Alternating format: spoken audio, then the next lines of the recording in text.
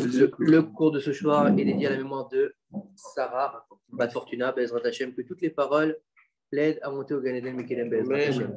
Il faut savoir qu'on est dans une période très particulière, une période de Chol HaMoed.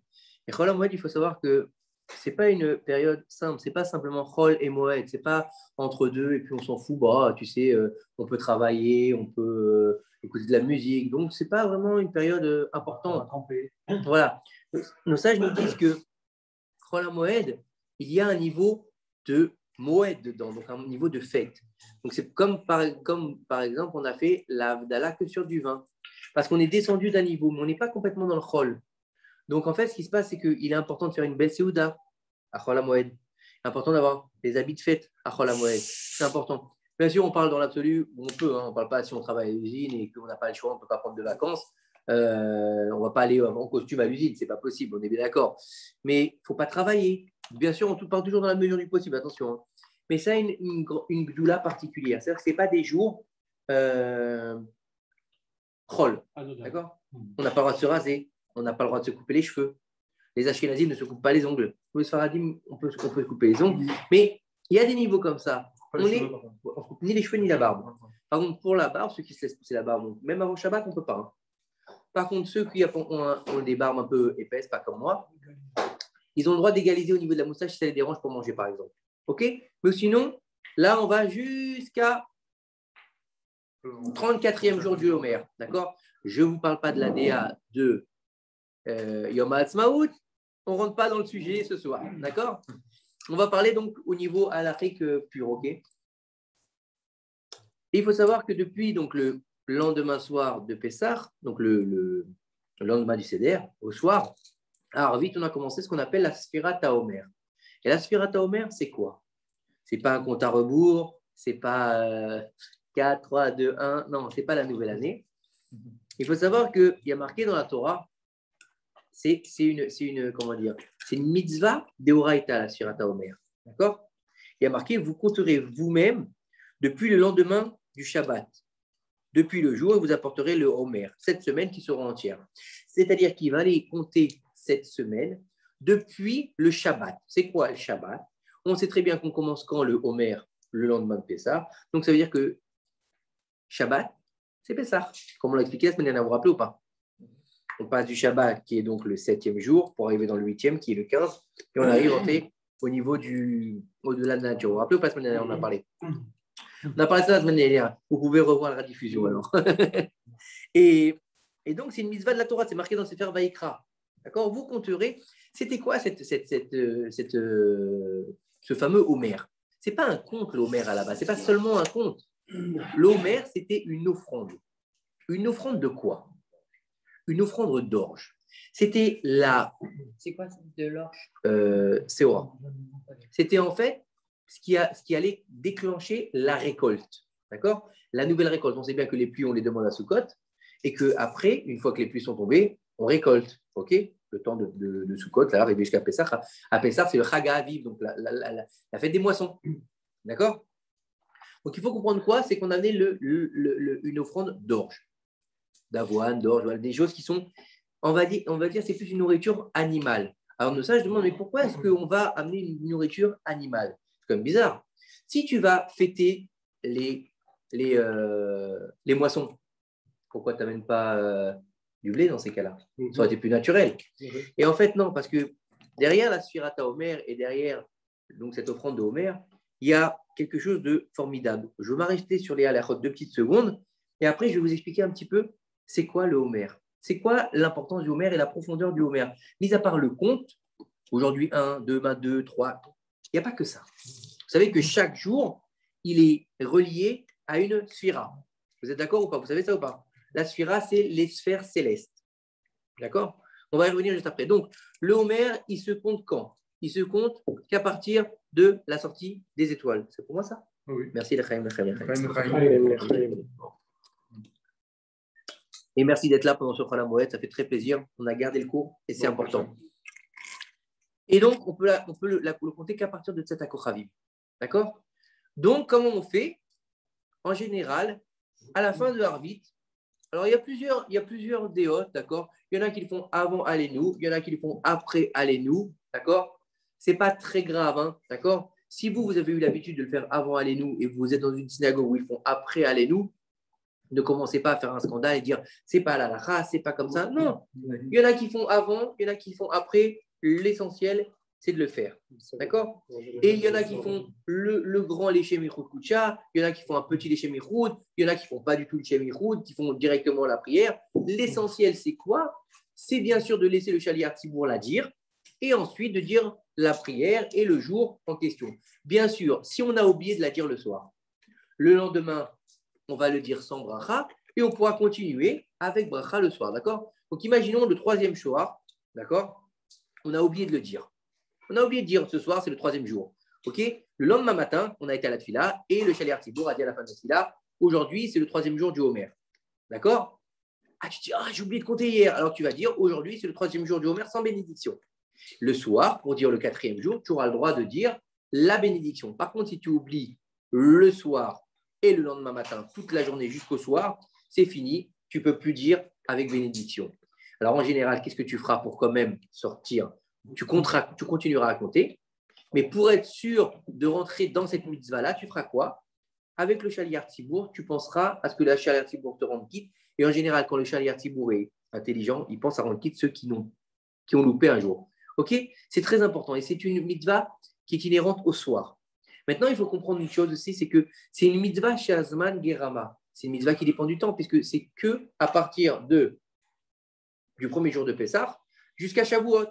La veille de Shavuot, c'est le dernier jour, le 49e jour. Donc, si c'est une mitzvah qui dépend du temps, les femmes, chez nous, Sfaradim, mitzvah qui dépendent du temps, elles sont Torah. Donc, si elles sont Torah, c'est-à-dire qu'elles sont dispensées, donc elles ne doivent pas faire de bracha. Parce que dès le moment où il y a un safek, si elles sont dispensées, il y a un safek au niveau de la bracha.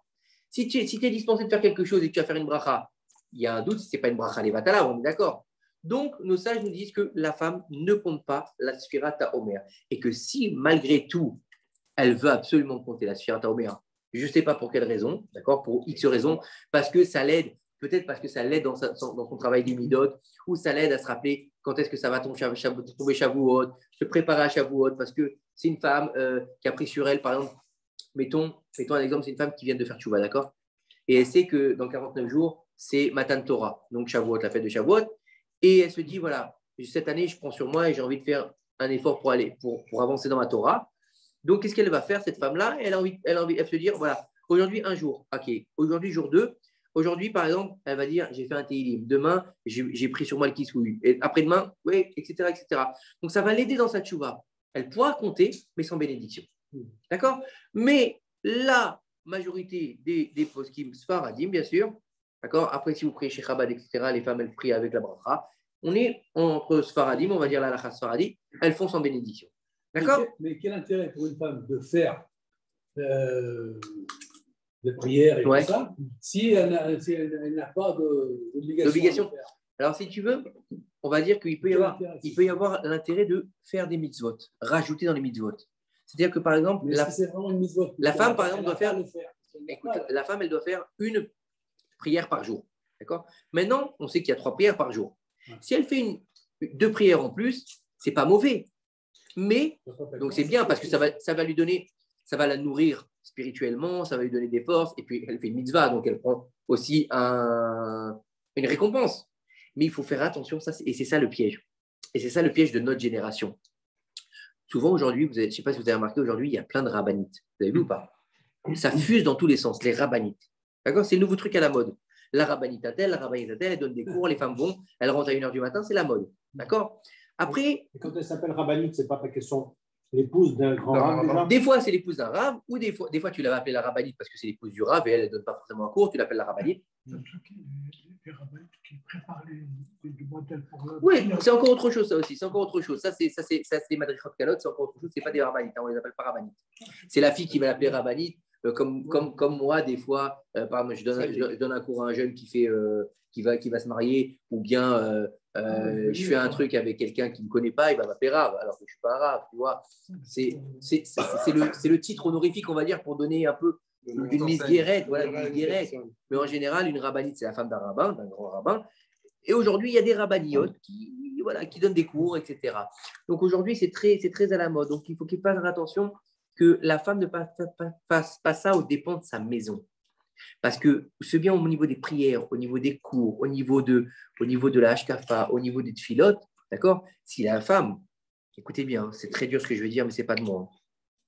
Si la femme, par exemple, toute la journée, elle se dit, il faut qu'elle fasse les télim, tu vois, elle finisse le télim. Vous savez, il y en a qui finissent le télim tous les jours, d'accord? Si la femme, elle dit, moi aujourd'hui, il faut que je finisse le télim, d'accord? Mais que sa maison, c'est Jurassic Park, et quand son mari y rentre, écoutez bien, parce que c'est très violent, et quand son mari y rentre, elle est en train de faire son télim, et la maison, elle est sans dessous, d'accord? Vous savez ce que disent nos chachamim? Celle-là, après 120 ans, où elle va en enfer.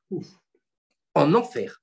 Pourquoi? Parce qu'une femme, elle n'a pas la mitzvah du limud Torah. Elle n'a pas la mitzvah de la prière, puisque c'est des choses qui dépendent du temps. Une femme, sa principale mission, c'est pas péjoratif, ras v'shalom, c'est Ezer Kenegdo. C'est quoi Ezer Kenegdo? Venir en aide à son mari. Mais si quand lui, il a tapé 9 heures au collège ou 9 heures au travail, il rentre, d'accord? Elle était toute la journée à la maison et que c'est le wind à la maison, où est-ce qu'elle l'a aidé? Tu comprends? Encore une fois, le mari doit aider, le mari, on n'a pas là-dedans. Mais Ezer Kenegdo, c'est une aide en face de lui. Donc, elle n'aura pas fait son rôle.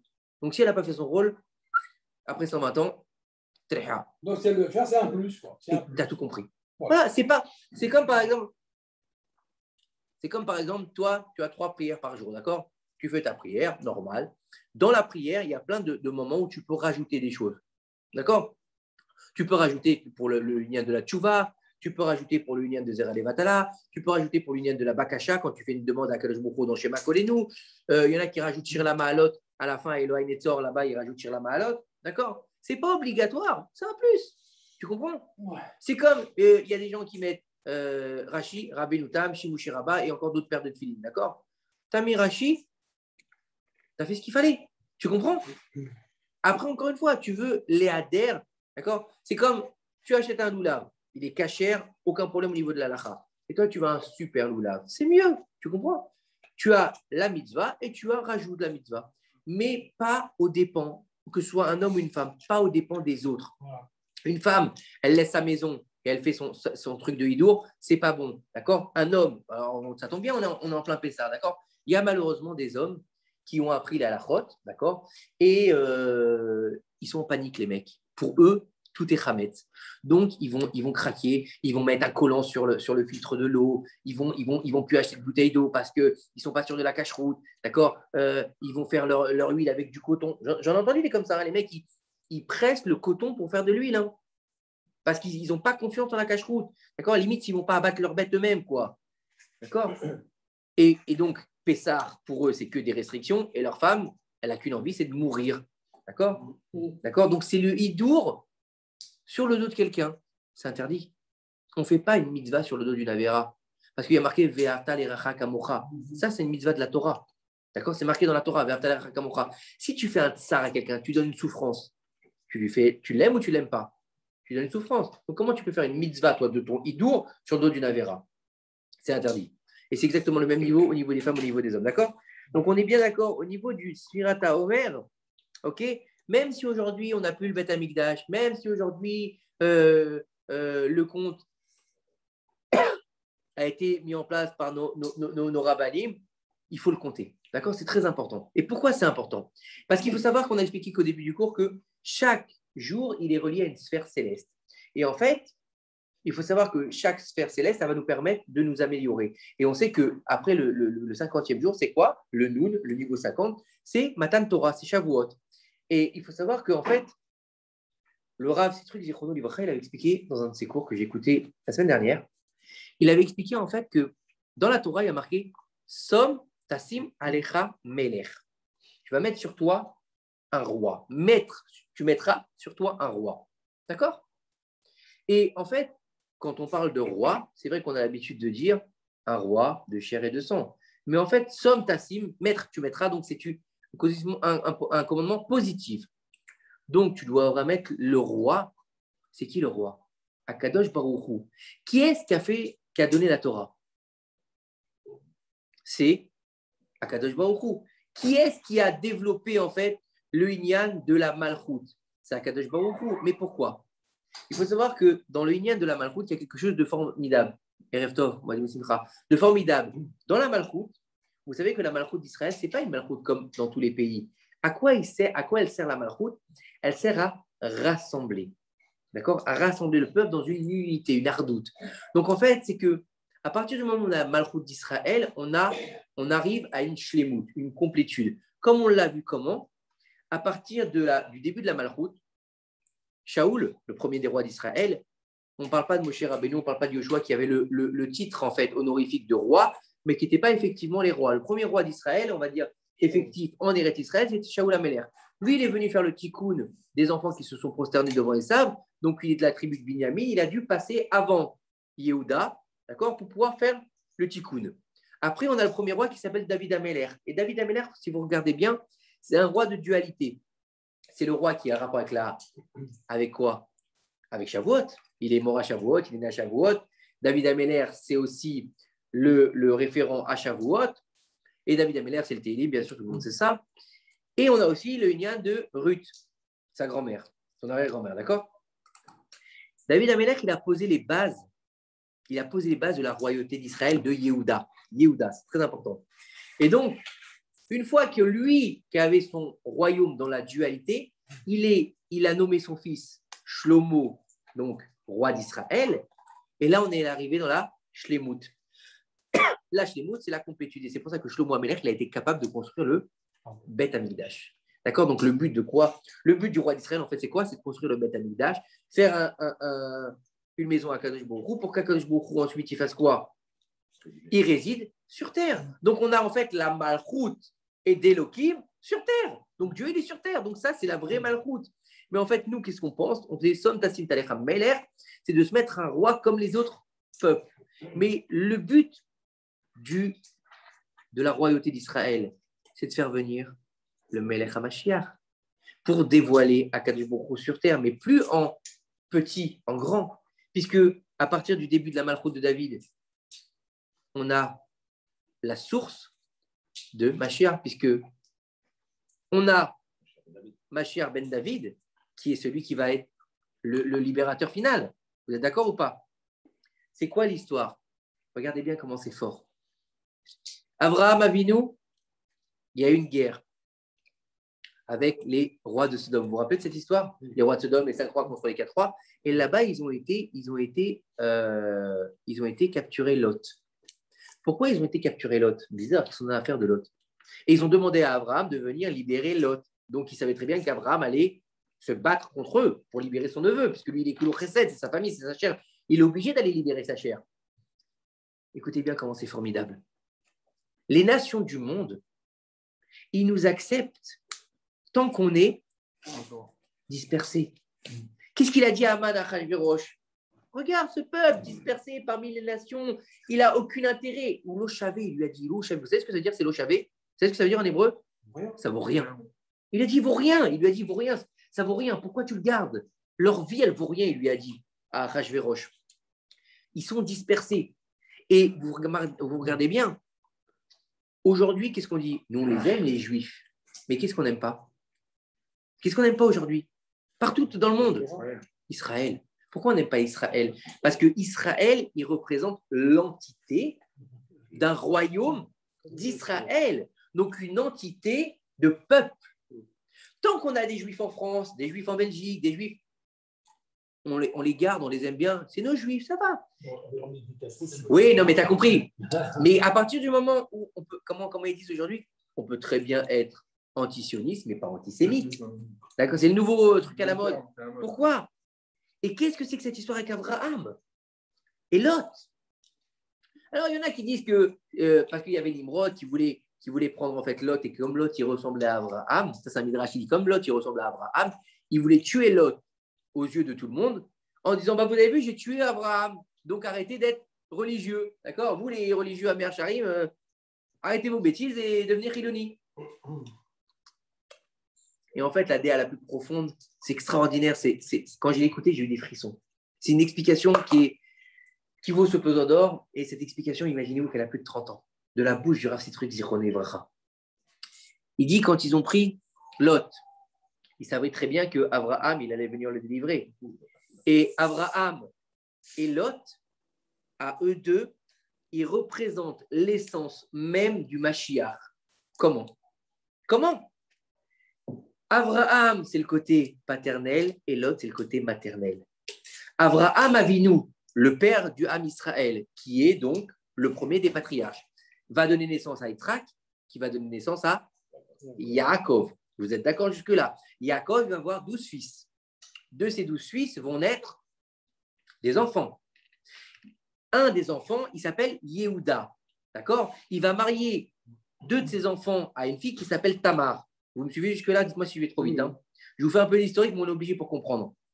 Tamar, ok, c'est une veuve noire, si tu lis l'histoire, franchement. Elle se marie avec le premier, il meurt. Elle se marie avec le deuxième, il meurt.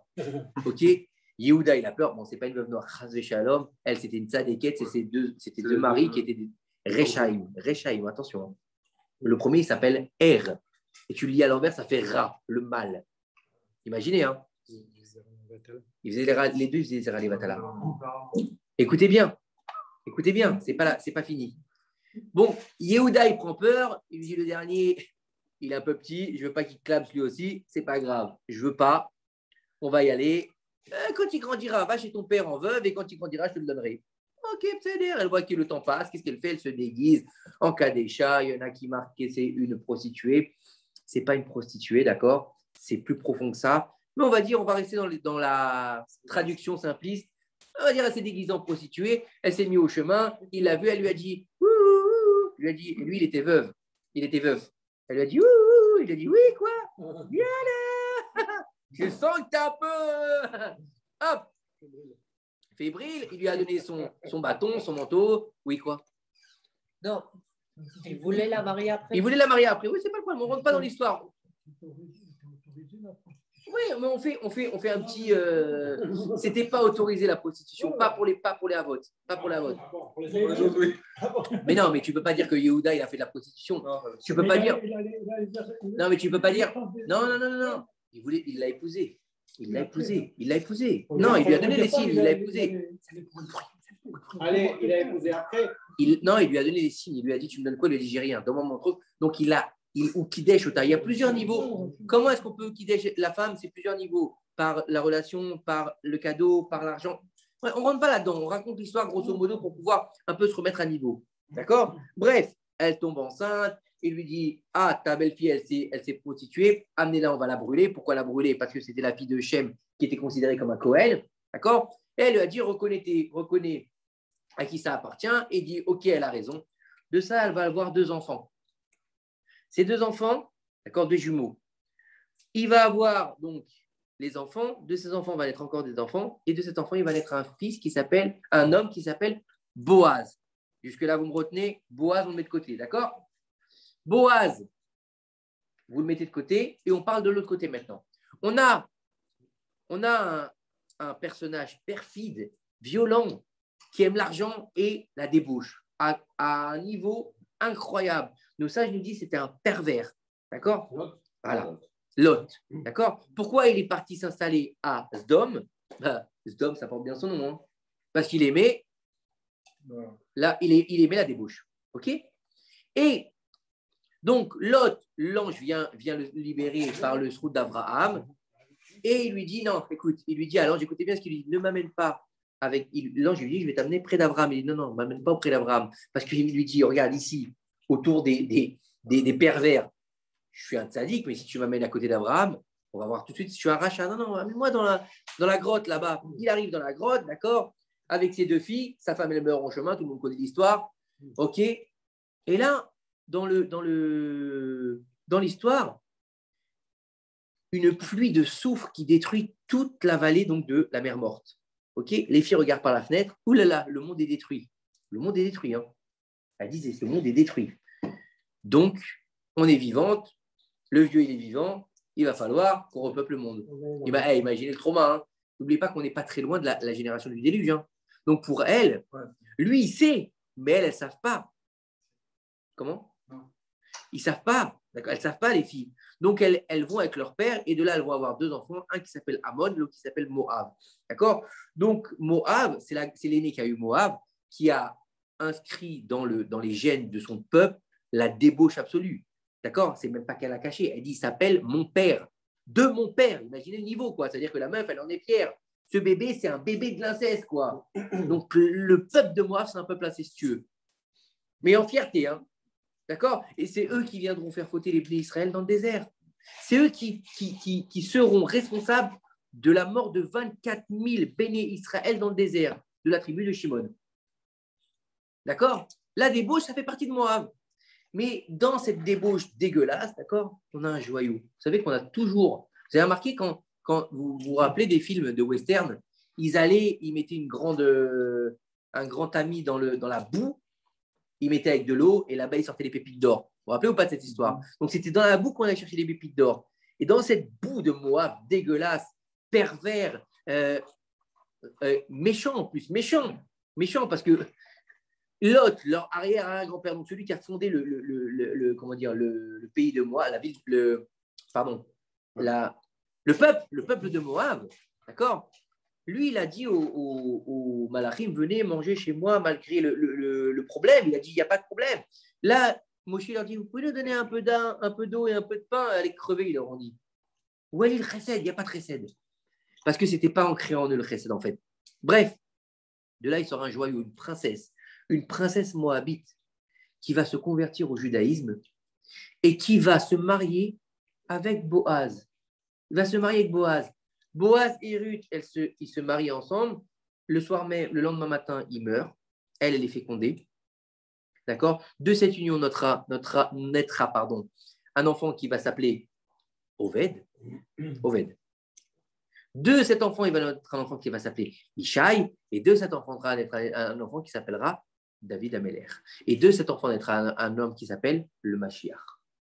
Donc en fait, les rois de Sodome, en voulant faire cette guerre avec Abraham et Lot, ils ont voulu détruire l'essence même de la libération absolue du Ham Israël. Donc la couronne de Mashiach, ils ont voulu la détruire. Ils sont capables, il n'y a pas de problème, on veut bien Abraham, on veut bien Yitzhak, on veut bien des Juifs. On ne veut pas de couronne de Mashiach, on veut pas. Pourquoi? Parce qu'on veut pas, parce que le Mashiach, il fait quoi? Il vient dire aux nations du monde, maintenant prosternez-vous devant le maître du monde. Ça ne nous intéresse pas. On ne veut pas de ça. On veut bien être dans le sheker, on veut bien accepter de vivre notre vie comme on veut, mais on ne veut pas reconnaître la grandeur déjà d'Israël et on ne veut pas accepter que Dieu il nous guide. Donc c'est ça le inyan de la Sfirat HaOmer. C'est quoi? C'est d'accepter ce pourquoi tu as été créé, ce pourquoi tu as été mis au monde. Là, le travail des vertus, chaque jour tu travailles une vertu qui te rapproche d'une sphère céleste, qui va te permettre d'arriver à Shavuot pour récupérer la Malchut Shamaim, Ol Malchut Shamaim, et d'arriver donc, Ol Malchut Shamaim, c'est quoi? C'est le don de la Torah. Tu acceptes de prendre la Torah sur toi, donc tu acceptes de devenir le prophète de Kadosh Baruch Hu. Vous comprenez le niveau du Homer? Donc c'est beaucoup plus profond qu'un simple conte, qu'un simple message de on va arriver à Shavuot. Non, c'est c'est en fait d'arriver à la Malchut Shamaim que les nations du monde veulent éradiquer du monde. C'est remettre les choses à leur place en fait.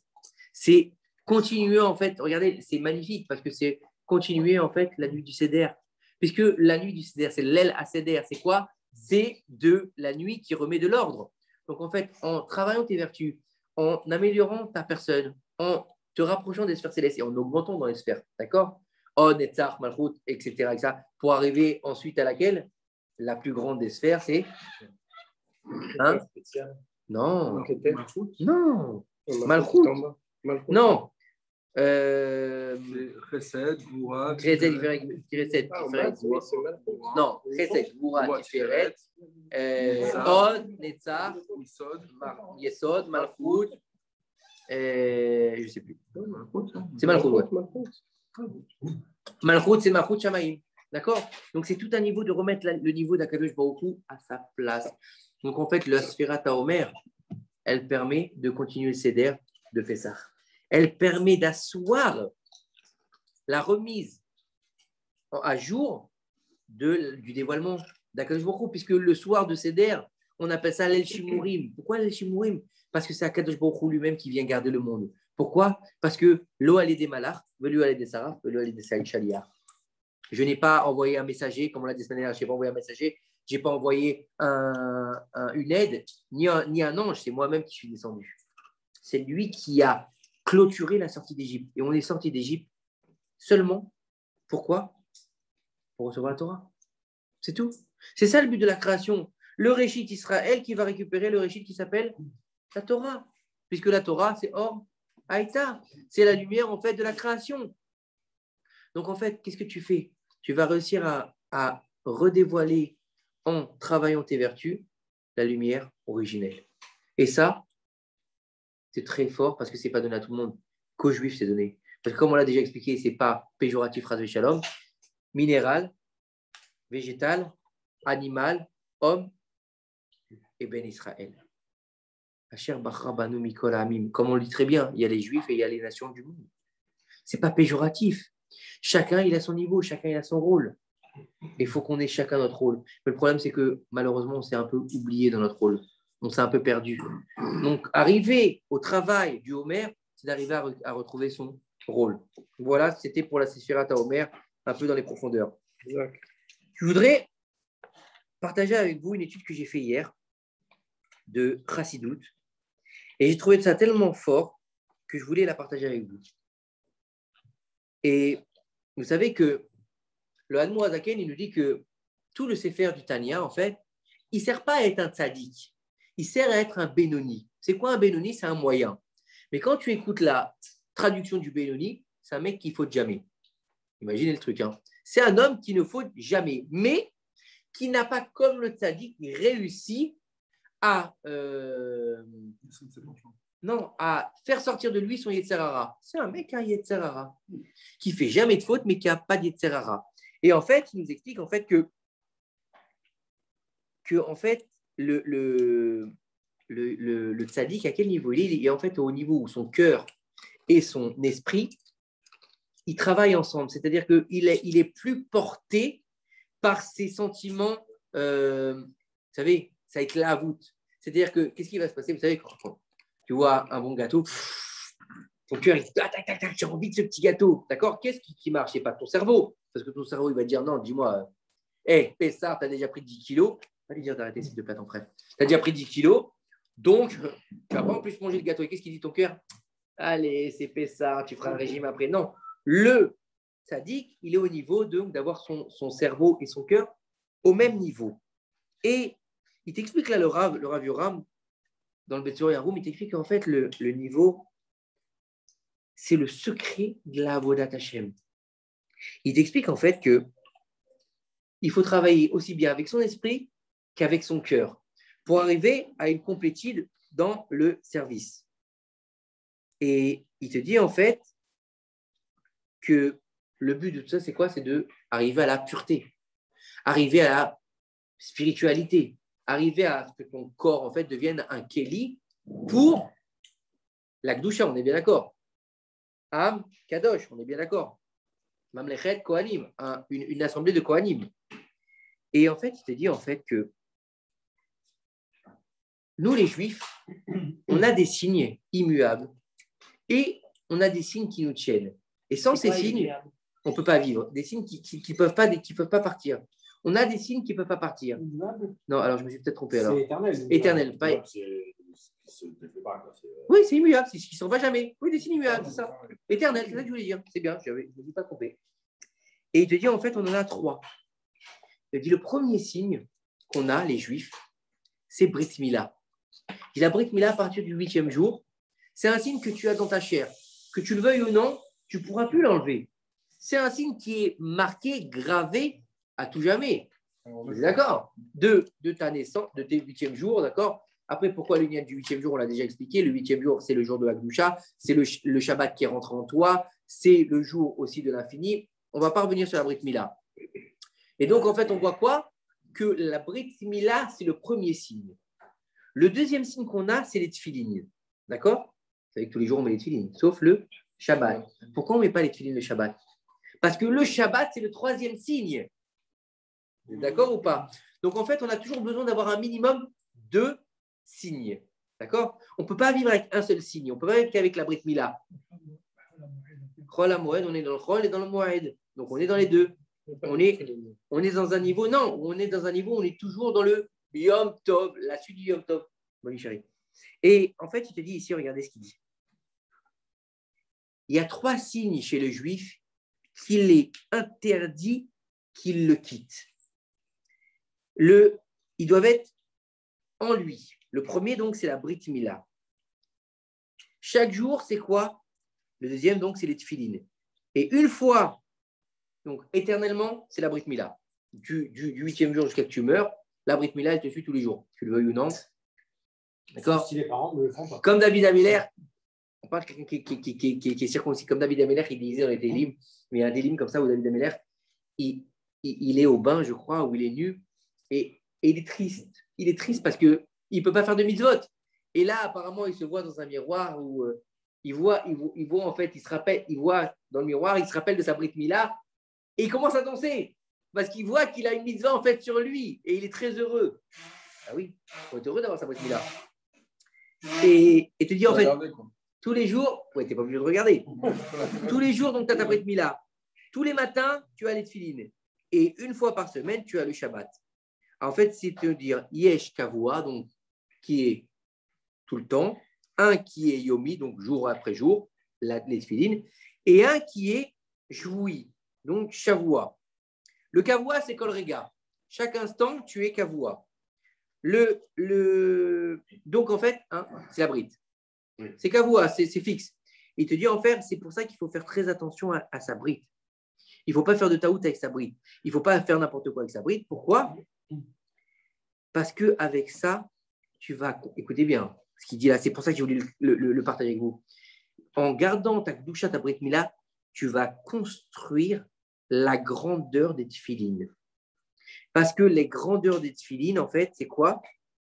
C'est ce qui va te relier à Dieu avec le bras et avec le cerveau. Comme on l'a dit juste avant, avec le lèvre et avec le sechel. Écoute Arnaud, avec nous?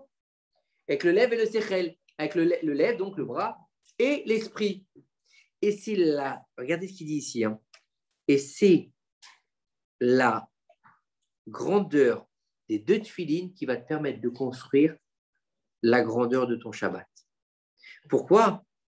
Béni ou ben béni Israël, oti leolam, à jamais. C'est-à-dire que c'est un signe à jamais entre vous et moi. Et tu dis que la grandeur du Shabbat, elle est en fait Keshura, elle est en lien avec l'homme pour le mettre en lien avec Akadosh Baruch Hu. Bah oui, puisque oti leolam, béni ou ben béni Israël. C'est-à-dire que le lien, ce qui fait le lien entre Dieu et le juif, c'est le Shabbat. Et il te dit donc le Shabbat, qu'est-ce qui va se passer? Si tu récupères l'effort du Shabbat, il est mashpia sur toute la semaine. C'est quoi mashpia? C'est qu'il va donner une comment dire, mashpia? Il va influencer toute la semaine. Et c'est pour ça, en fait, que le Ben Ishraï nous dit, quand un homme, il va dire tous les jours de la semaine, dans la tfila, qu'est-ce qu'il dit? Ayom Yom Rishon Be Shabbat Kodesh. Ayom Yom Sheni Be Shabbat Kodesh. Et il te dit quoi? Il te dit en fait le Ben Ishraï que chaque jour en fait, il va être influencé par la Kedusha du Shabbat. Donc chaque jour de ta semaine, il a une partie du Shabbat. Et en fait,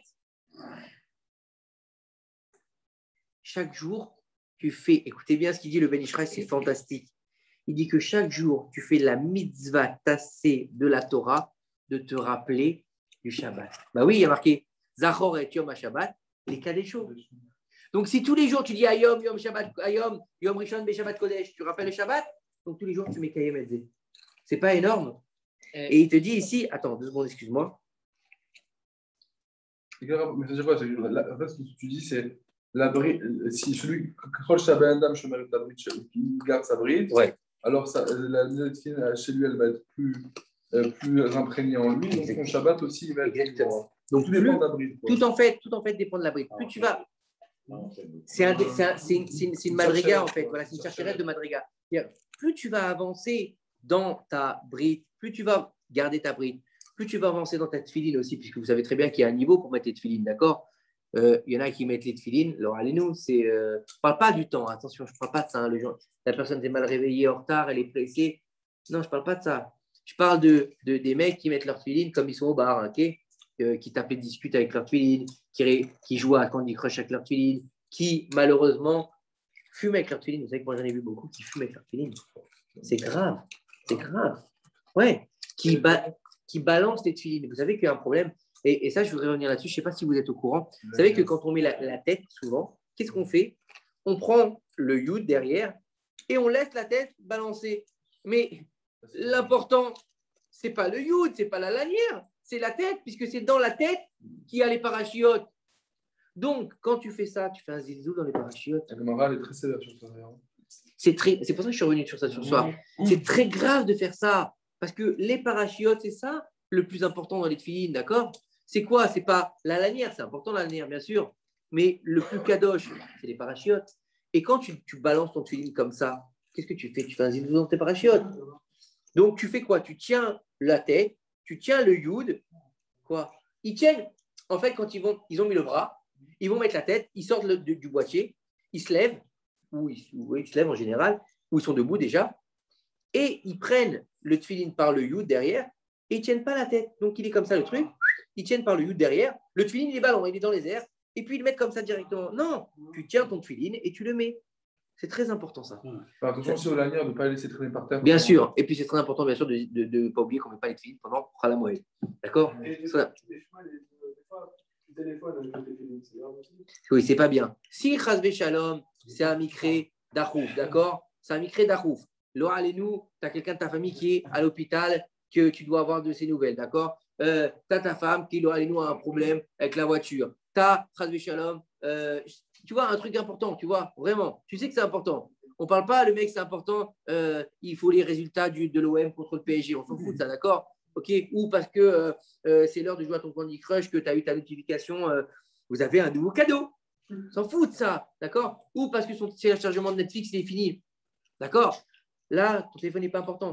Mais si ta femme, elle te dit, chérie, je suis accouché, bien sûr, tu dois répondre, d'accord? Tu sais que ta femme, elle est au 9e mois et qu'elle doit accoucher. D'accord? Tu sais qu'à tout moment, elle peut accoucher. Bien sûr que tu gardes ton téléphone. D'accord? Elle n'a pas sa famille autour. Elle n'a pas. Tu vas faire quoi? Tu vas laisser comme une chaîne? Bien sûr que tu réponds. C'est une mitzvah, ça. Tu comprends? Mais si c'est pour, comme je vous l'avais expliqué la dernière fois, le type il est en train de négocier ses ventes de bière. J'étais halluciné. Le mec, il dit non, c'est trop cher cette bière. Non, attends, cette bière-là, elle est mieux. Ouais, attends. Et il a fait cette filine et on était en pleine tefila. On va où? C'est les tefilines. C'est pas recommandé. Encore une fois, avant, il mettait les tefilines toute la journée. Maintenant, on n'est plus au niveau.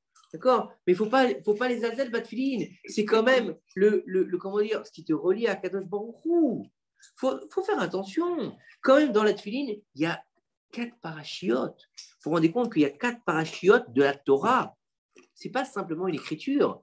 Il y en a une qu'on a lue ce matin, qui a dit Shlikol Bechor. C'est la première. La deuxième, c'est Veyaya qui est Viacha. La troisième, c'est le Shema Israël. Et la quatrième, c'est Ve'afta. Donc, c'est quoi tout ça? D'une part, c'est tout ce qu'on a expliqué cette semaine sur Pessah, Veigata, les Binecha, Bayoma, où les morts, c'est marqué dans les tefilines. D'accord? Il y a marqué ça là-bas. Kadesh, Likol, Bechor, tous les premiers-nés, ils sont à moi. C'est marqué dans les tefilines. Shema Israël, le Hol Malchut Shamem, il est marqué dans les tefilines. Et toi, tu t'amuses à les balancer ou à fumer en même temps. T'es un fou. C'est pas un beged. C'est une gdoucha, on n'écrit pas les tefilines n'importe comment. Le sofer, il n'écrit pas les tefilines n'importe comment. Il ne peut pas écouter les tefilines en écoutant de la radio, en étant bourré. Tu n'écris pas les tefilines en buvant de l'arak. Une lettre qui manque, elle n'est pas saoule. Tu comprends? Il y a une gdoucha. Tu dis à Réni Kotev, les chefs gdoucha tefilines avant. Donc tu dis quelque chose pour les sanctifier. Moi, je ne rentre pas dans les comment dire, dans les cavanotes du Harizal, etc. Ça, c'est encore d'autres choses. Il faut savoir le faire. Mais tu comprends ce que je veux dire? Les tefilines, c'est ce qui nous relie à Dieu tous les matins. Et encore plus que ça, la Chali Moshe Messinaï. Il n'y a même pas d'explication. Vous savez ça ou pas? Vous saviez? Pourquoi est-ce que le tefilin est carré et est noir? Vous savez ou pas? Vous savez ou pas? Il y a marqué dans le Mishnah Berurah, quand tu apprends les halachot de tefilin, tu apprends les halachot. Hein. C'est marqué noir sur blanc. Moi, j'étais halluciné. Hein. Quand j'ai étudié la halachot pour devenir sopère, tu apprends les liens de tefilin et les liens de du claf, etc. Il y a marqué là-bas pourquoi le tefillin est noir. Pourquoi est-ce qu'on doit écrire en noir et pas en une autre couleur? Pourquoi on n'écrit pas en rouge? Pourquoi on n'écrit pas en bleu? C'est un roc. Tu te rends compte que c'est un niveau exceptionnel. 8 fois. Vous imaginez que c'est sur la tête et sur le bras, c'est la même chose. Tu l'as en double. Donc, tu remets ton cœur au niveau de ta tête. Vous vous rappelez qu'on l'avait expliqué une fois, la grandeur des tefillin, c'est ce qui va te permettre de travailler ton âme animale. Et vous savez, je ne sais pas si vous avez eu la chance d'écouter ce cours formidable sur la femme du Rav Tutu, pas du Rav Tutu, pardon, du Rav Citruc, qu'ils ont remis au Rav, c'était le premier cours qu'ils ont mis. Et c'est tout à fait en rapport avec Pessah. Vous savez que je m'écarte un peu, mais ça ne vous dérange pas? Ça va? On est avec toi. Je suis en freestyle, pas eu le temps de préparer. Vous savez que la chotémet des fêtes, surtout de Pessah, c'est Mekadesh Israël ve'azemanim, de sanctifier Israël et le temps. Quel rapport avec le temps? Et vous savez qu'on sait très bien, on l'a déjà expliqué, que grâce aux femmes, on a été libérés d'Égypte, et grâce aux femmes, on sera libérés de notre galoute, vous savez ou pas? Et en fait, le Rav Citruc disait dans son premier cours sur la femme, 30 ans le cours, hein, et j'ai trouvé ça tellement fort et tellement beau, il dit en fait que la femme et l'homme, ils ont un rôle à jouer qui est complémentaire, vous savez très bien que l'homme, il est représenté par le Yud, et la femme, elle est représentée par le He. Le Yud, c'est une lettre qui fait 10. Le He, c'est une lettre qui fait 5. La femme est la moitié de l'homme. Ezer Kenegdo. Ensuite, l'homme, c'est un Yud. C'est une lettre qui est enlevée, d'accord, qui est en l'air. Et le He, c'est une lettre qui est posée. Elle a des pieds, là, le He. Donc, en fait, c'est que la femme, c'est la matérialité et l'homme, c'est les spiritualités. Tu le vois bien. Qui c'est le boss à la maison? La femme. C'est la femme. Qu'est-ce qui s'occupe de toutes le ignan de la déco, la bouffe? En général, on parle en général, bien sûr. C'est la femme, on est d'accord ou pas? D'accord? C'est en général, ce n'est pas l'homme qui va décider quel rideau il va mettre. Ce n'est pas l'homme qui va décider quel fringue il va mettre à son bébé. D'accord? Hein? Voilà. Il y a toujours des animaux. Ah bon, où ça? Oui, chérie. Ah oui, chérie, ouais. Et l'homme, on sait très bien, la femme, donc, on a dit, elle n'étudie pas la Torah, c'est l'homme qui étudie la Torah, donc lui, il est Yud, il est dans la spiritualité. D'accord? Et donc, c'est Ezer Kenegdo. Et en fait, il faut savoir que même au niveau de Pessah, ils sont complémentaires. Puisque, en fait, il faut savoir que le Rav Citruc, qui nous dit quelque chose, j'ai trouvé ça tellement fort et tellement formidable, c'est totalement vrai. Il nous dit la femme, en fait, et l'homme. La femme, elle vient de la côte de l'homme. Et l'homme, en fait, il a été construit androgyne. Et après, on les a séparés. Et en fait, l'homme, il est la mémoire du temps. Et la femme, elle est la gardienne de l'espace. Ben oui. Qui est-ce qui s'occupe de l'espace en général? C'est la femme. Oui ou non? L'espace, en fait, la maison et tout ça, qui c'est? C'est la femme. Et qui est-ce qui gère en général l'espace? C'est la femme. Oui, la femme. Et le temps, c'est qui? C'est l'homme. C'est l'homme. Et regardez toujours, l'homme, la femme, elle manque toujours de temps. Il faudrait que sa journée, elle fasse plus que 24 heures. 24 heures, c'est passé. Attends, j'ai pas fait les gosses, les machins. Attends, c'est passé. Ah, si seulement la journée pouvait continuer, oui ou pas? Vous avez jamais entendu celle-là? C'est vrai qu'elle n'est pas bonne qu'on dit c'est leur Et, pas. ouais, et l'homme, par contre, lui, l'espace, il s'adapte à tous les espaces. Vous avez vu, l'homme, il s'adapte. Tu le mets sur ce fauteuil ici, il n'y a pas de problème. Tu le mets à couper les légumes, quand elle va lui demander, il n'y a pas de problème. Lui, il est dans l'espace, mais restreint. Il est dans un espace. Et par contre, lui, c'est le gardien du temps, et elle, c'est le gardien de l'espace. Ils sont complémentaires, ils ont inversé les rôles. Et c'est toute la fête de Pessah. Regardez bien, on est complètement dans le temps, on l'avait expliqué la dernière fois, vous vous rappelez ou pas? C'est la fête du temps, Nissan. On a pétri le temps, on a mis dans un temps la matzah, la fête. Le seder, c'est la nuit, c'est pas le jour. Et pourtant, il s'appelle le jour. On est tout dans le temps. Et qui est-ce qui doit faire le seder? L'homme. Donc l'homme, en fait, c'est le gardien du temps dans toute la religion juive, toutes les fêtes. Qui est-ce qui fait Birkat Halevana? C'est l'homme. Qui est-ce qui fait la Brit Mila? La femme est Torah des mitzvot liées au temps. Shazman Kerama. Par contre, au niveau de l'espace, c'est la femme. Vous voyez ou pas le niveau? Et c'est exceptionnel de voir qu'en fait, toutes nos fêtes se rapportent en fait à l'essence de l'homme et de la femme. Donc, en fait, on a quelque chose de complet. Et c'est exactement. Et l'homme, il quittera son père et sa mère, viou les bassards et khad. En fait, regardez, c'est fantastique ce qu'on peut apprendre La femme, elle est Torah. Oui, les Torah, mais c'est pas non, le problème. elle est Chayavet, c'est la Ashkenazim. Non, c'est pas une étude de Ashkenazim, c'est des minagim.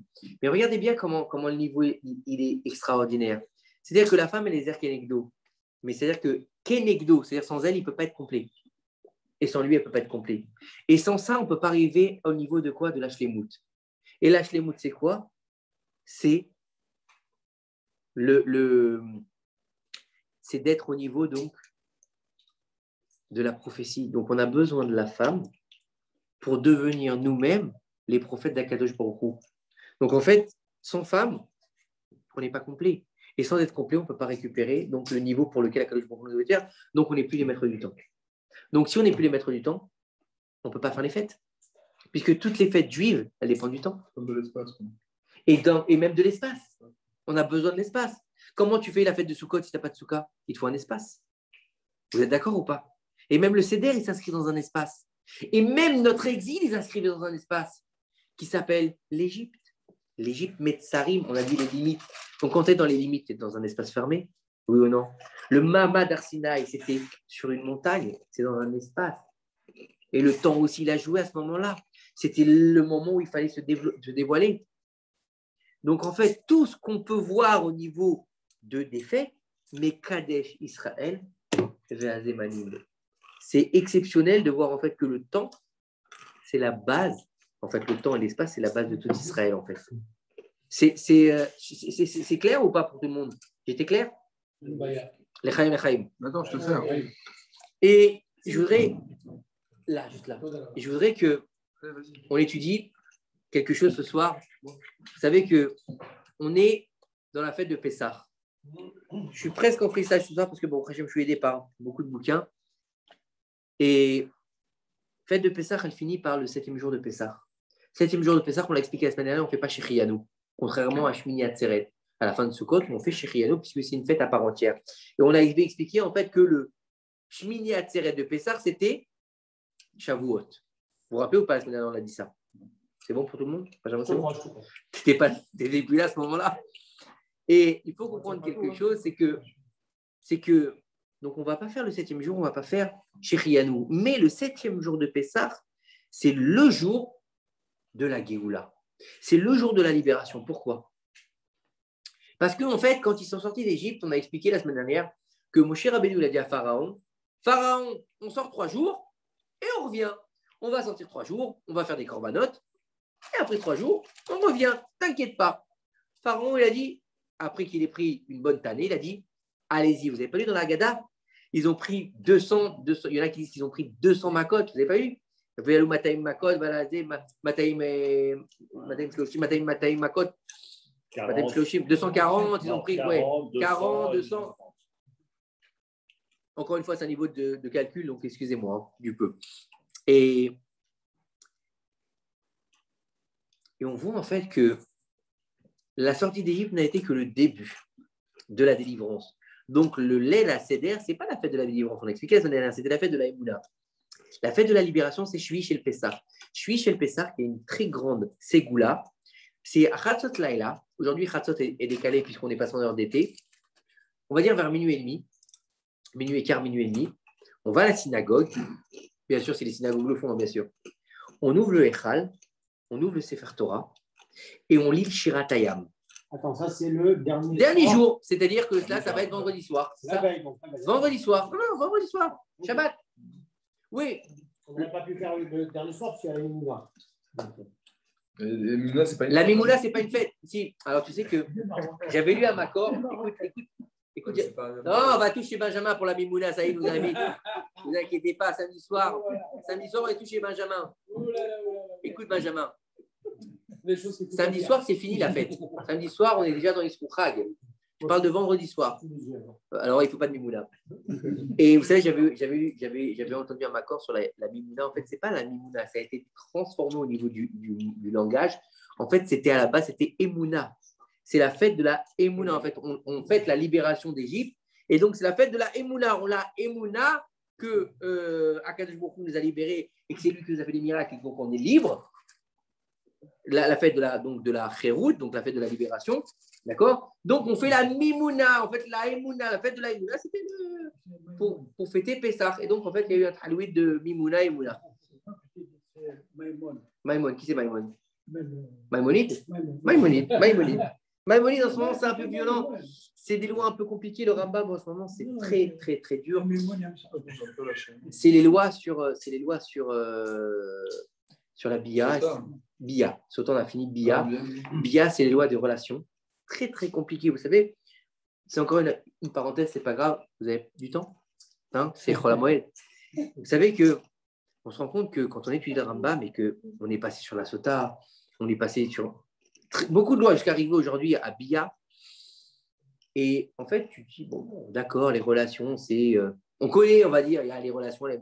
Waouh, ils rentrent dans des choses exceptionnellement compliquées au niveau des petits codes, au niveau des rapports, au niveau de l'homme, au niveau de la femme, au niveau de l'âge, au niveau des signes. Et quand tu lis le Rambam, tu dis, mais en fait, je connais rien, en fait. Tu dis, même les mecs qui ont regardé des films, tu dis, ceux-là, ils n'ont rien compris à leur histoire, parce qu'en fait, tu regardes la chorma, c'est ça qu'il faut retenir là-dessus. La chorma du Rambam par rapport à Ouinyan, pourtant, tu peux dire, c'est un sujet qui est pas très propre quelque part. Les relations, les saignements, la nida, quand est-ce qu'elle est nida, le premier rapport, bref, tu peux dire que c'est un sujet qui est quand même assez tabou quelque part.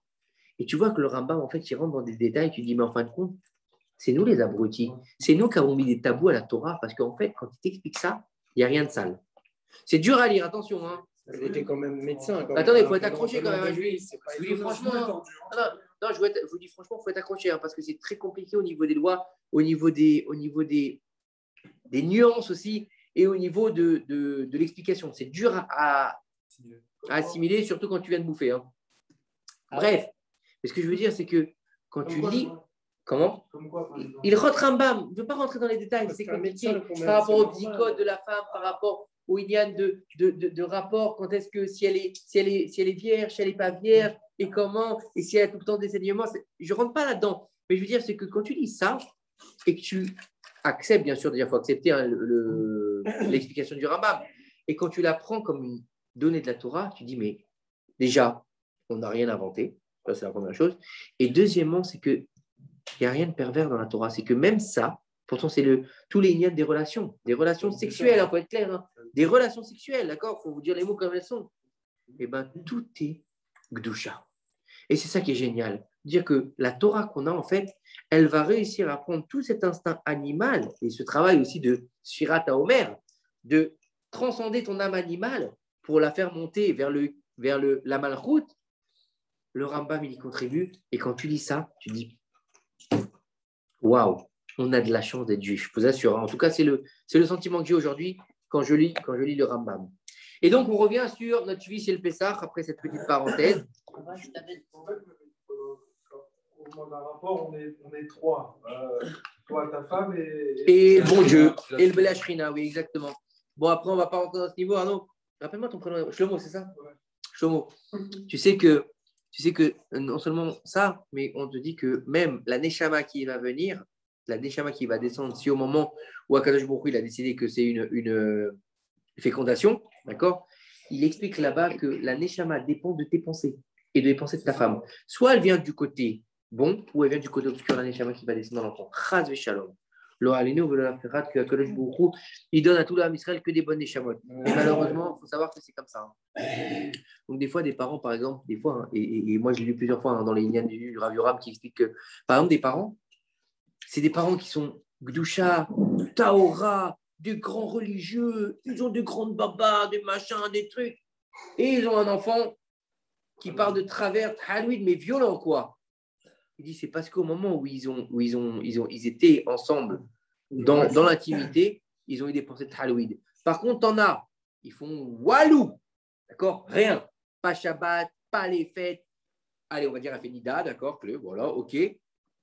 Mais au moment où ils sont dans l'intimité, ils pensent que l'un à l'autre, ils pensent à rien, ils pensent à Gdusha, la sainteté de leur union, d'accord? celui-là, tu vas le voir, même s'il a grandi dans la plus grande Touma, celui-là, à 18 ans, il va se réveiller un matin, il va dire je fais tchouva aujourd'hui. D'où ça vient? D'où ça lui vient? C'est discothèque, c'est boîte de nuit, il n'y avait pas de matzah à Pessah. Pourquoi? Comment il a fait tchouva? La gdoucha de ses parents. Oui, bien sûr, mais dans l'absolu, c'est le niveau des parents.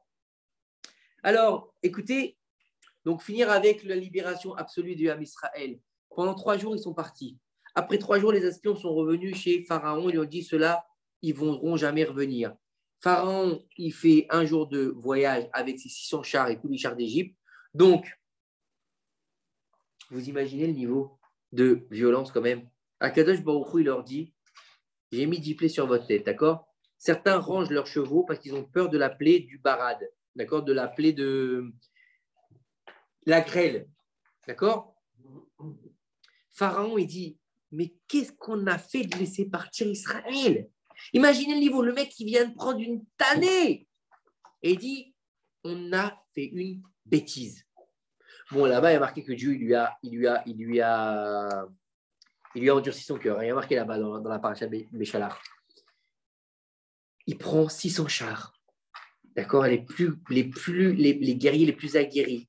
Ils foncent vers le Ham Israël. 1 jour de route. OK? Il arrive là-bas toute la nuit. Une nuée de feu, elle sépare le camp de Ham Israël du camp d'Égyptiens. D'accord? C'est quand que ça se passe, le 7e jour de Pessah? 3 jours aller. 3 jours autour des espions, ça fait 6 jours. Vous êtes d'accord avec moi? 1 jour. Donc, ils sont sortis d'Égypte, c'est le 1er jour de Pessah. Vous êtes d'accord? Donc, Pharaon, quand est-ce qu'il arrive au campement d'Israël? Le 7e jour. Pourquoi lui, il met 15 jours pour venir alors que les autres sont... C'est dernier, lui est en char. Bah, imagine. Je vais donner une question. Benjamin. Attends, non, je vais donner une réponse de nos jours. Qu'est-ce qui va plus vite en général? Le bus ou la voiture particulière? Le bus ou la voiture particulière? Le bus. La voiture particulière. D'accord? C'est pareil. Eux, ils sont un peuple entier. Hommes, femmes, enfants, vieux. Ils marchent. Même si elle est nuée, ils marchent. OK? 6 millions de personnes, imagine le machin. Plus le RF Rave. Imagine le troupeau. Et puis, de temps en temps, il faut s'arrêter pour bouffer. De temps en temps, il faut s'arrêter pour se reposer. D'accord? Pour jouer aux cartes. Je ne sais pas, moi. L'autre, il a les dents qui rayent le parterre. Il a des chars. Il est hargneux. Il dit, on va ramener les esclaves en Égypte. OK? Il ne perd pas de temps, le mec. Il a 600 chars. Et il a marqué plus tous les chars d'Égypte. Donc, on dit 600 chars armés, imagine. Il trace le mec. OK? Non-stop. C'est des... Imagine quoi, c'est. des guerriers. Merci. Gladiateur, imagine, d'accord. Gladiateur, 300 là. 300, vous avez vu 300 ou pas? Comment il s'appelait là? Spartacus, ou je ne sais pas comment il s'appelle dans le film. Ah non. Comment il s'appelle? Je ne sais plus. Bref, imagine, il arrive 1 jour, 7e jour de Pessah. Toute la nuit, Dieu lui dit. Mais imagine, machin. Dieu lui dit à Moshe, écoutez bien. Nos sages, ils nous disent que au moment où nos ancêtres se sont trouvés devant la mer, donc devant Yam Souf, donc on l'appelle la mer des Joncs, on l'appelle la mer Rouge, appelle comme on veut. Donne-moi les copies, s'il te plaît, Israël. On l'appelle comme on veut. Comme Dieu il a dit à Moshe, tu vas monter ton bâton, d'accord? Et toute la nuit, il s'est levé un vent du nord. Vous l'avez vu la chanson, non? Vous connaissez la chanson d'Enrico? Le vent du nord. Les gens du nord. Pareil. Pourquoi il fallait qu'il y ait un vent du nord toute la nuit? Parce qu'Akadosh Baruch Hu, il déguise les miracles dans la nature. D'accord? Bon, on ne va pas revenir dans l'univers de Messirut Nefesh où il est rentré, mais écoutez bien ce qu'ils nous disent, nos Chachamim. Ce n'est pas simplement l'ouverture de la mer, ce n'est pas le film, ce n'est pas le dessin animé. Ce n'est pas simplement la mer, elle s'est ouverte, d'accord, ils sont passés. Écoutez bien, il y a plusieurs mamars, mais je voulais partager avec vous ce Inyan qui est très important. Ils nous disent, nos Chachamim, que la mer s'est ouverte, les Bnei Israël, ils ont mérité, vous m'excusez, je traduis en même temps, je n'ai pas préparé, donc c'est comme d'habitude, je découvre en même temps que vous. Ils ont mérité de voir Hachem Yitbarach avec leurs yeux. Bah oui, qu'est-ce qu'il y a marqué dans la Shirat Hayam? Zé, Eli Ve'anveu. C'est mon Dieu, il le montre avec le doigt. Comme il y a marqué, nos sages nous expliquent qu'une simple servante, elle a vu sur la mer ce que n'a pas vu Yéhézkiel et tout le reste des prophètes. Alors, il faut savoir que Yéhézkiel ben Bouzi, d'accord, il était Kohen Gadol, il était Navi, et on te dit qu'une simple servante, elle a eu plus de révélations à la mer, à l'ouverture de la mer, que lui. Donc, imaginez le niveau. D'accord? Donc, il n'y avait pas de servante après. Il n'y avait pas de servante après. Il te dit en fait que... Hein, il y avait des servantes, il y avait des servantes. Il dit, au moment où la mer, elle s'est ouverte, tous les cieux, ils se sont ouverts et ils ont pu voir à Kadosh Baruch Hu, Birvodo ou Beatzmo. Vous savez ce que ça veut dire? Au moment où la mer, elle s'ouvre, les sphères célestes, elles s'ouvrent et le Ham Israël, ils voient avec leurs yeux à Kadosh Baruch Hu. On ne peut que rêver de ce niveau, on ne peut que l'imaginer, ce niveau. Ce n'est pas fini. La question se pose, on dit que lorsque Moshe Rabbeinu, le plus grand de tous les prophètes, il a dit à Kadosh Baruch Hu, montre-moi ta grandeur. Il lui a dit, Moshe Rabbeinu, Areni et Kvotra. Il lui a dit, montre-moi ta face. Qu'est-ce qu'il lui a dit à Kadosh Baruch Hu? Tout le monde connaît cette histoire. Qu'est-ce qu'il a à Kadosh Baruch Hu? Personne ne va me voir. Personne ne peut me voir et vivre. Il lui a dit ça, Moshe. Donc, comment est-ce que tu peux expliquer qu'une simple servante, alors elle a vu? C'est pas possible. Moshe Rabbeinu, le plus grand des prophètes dont on dit de lui, il n'y aura plus de Navi comme lui. Une simple servante, elle l'a vu. Et il te dit en fait que il faut comprendre que lorsque les Bnei Israël sont arrivés devant la mer, il y a marqué,